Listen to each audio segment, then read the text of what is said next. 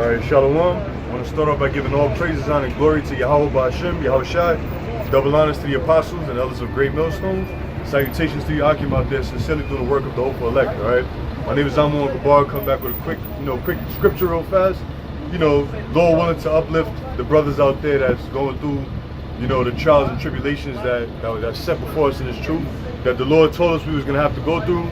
And, just to remind brothers, man, we all going through it, all right? But this is the book of Hebrews. The book of Hebrews, chapter 12. I'll start at verse 11. It says, "Now no chastening for the present seeming to be joyous." I'll read that again. "Now no chastening for the present seemeth to be joyous, but grievous." Right? Now that's think about it. No chastening presently is going to seem joyous to us, man. It's never going to feel joyous to us, because things that occur in the present moment, you're basically overwhelmed by whatever you might be going through, so you forget to look at the bigger picture. We go through chastisement, we go through hell, we go through trials, the tribulation that the Most High set before us. We sometimes forget that the Lord said that these things was going to have to happen. We sometimes forget that these things have to happen in order for a greater reward to come into play. All right. Now it says, "Now no chastening for the present seemeth to be joyous, but grievous.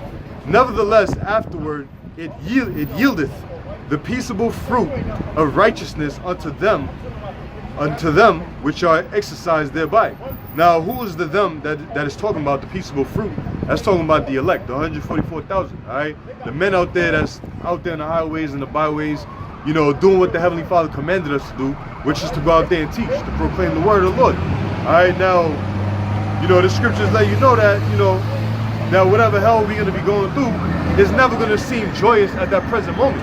All right, but we always got to keep in mind that the Lord said that, that this truth is going to be fire on the left and fire on the right, a deep water on the right, so that a narrow path. Matter of fact, let me get that in 2nd Ezra 7, chapter 7, verse 1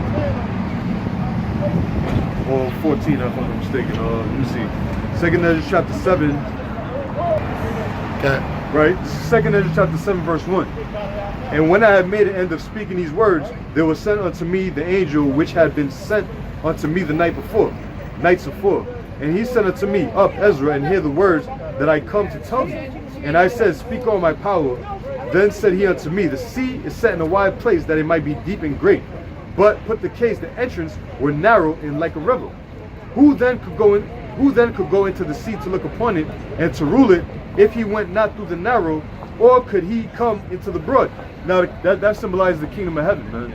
All right, the kingdom of heaven in that sea, that wide and narrow place, is the lands we dwell in. All right, this wicked ass kingdom that we in right now, because there's temptations on the left, there's temptation on the right. All right, so in order to try in this truth, to endure upon this as a good soldier, Yahweh Shah, to make it to the end, Lord willing, we gotta go through the narrow, man. All right, that narrow path, man, that narrow path, where it's easy to fall over. It's easy to fall. It says, "There's another thing, a city is builded and set upon a broad field, and is full of all good things, which is the kingdom.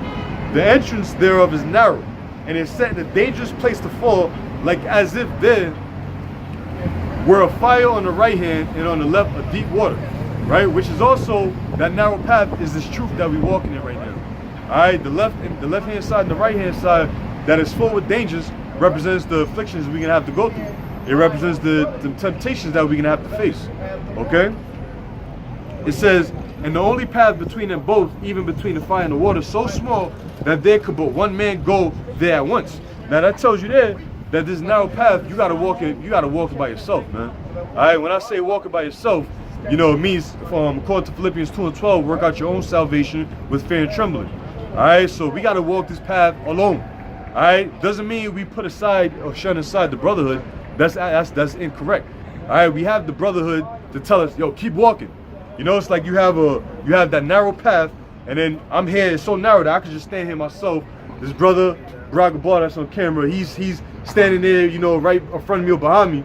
When I see, or he see me kind of tilting and shit. Yo, keep walking straight. Get it. Hey, bro, that's what we do.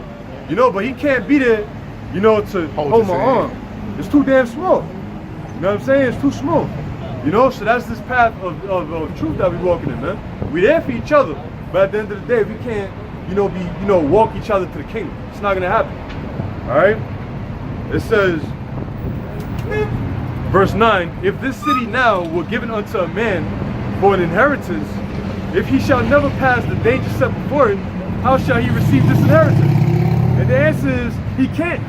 All right? If you don't walk that straight and narrow path, you're not gonna get to that inheritance. You're not gonna do it. All right? And then there's a lot of people, you know, a lot of guys in the past that we've seen, you know, walking in front of us or behind us. Next thing you know, they overboard. You know, they overboard. But you know what? Really and truly, you just gotta keep walking straight. You know, try walking a straight line and looking back. You know, you're gonna fall. You might tilt over yourself, man. You know, and this truth is not. Hey, this truth is not all warm and cuddly like a cup of hot chocolate, man. Yeah. It gets rugged, man. It's rough.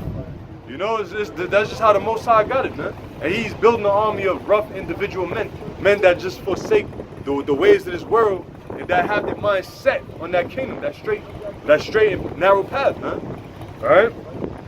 It says, I'll read that again, and that was that. It says, verse 9, if this city, which is the kingdom of heaven, now were given into a man for an inheritance, if he shall never pass the danger set before it, how shall he receive this inheritance?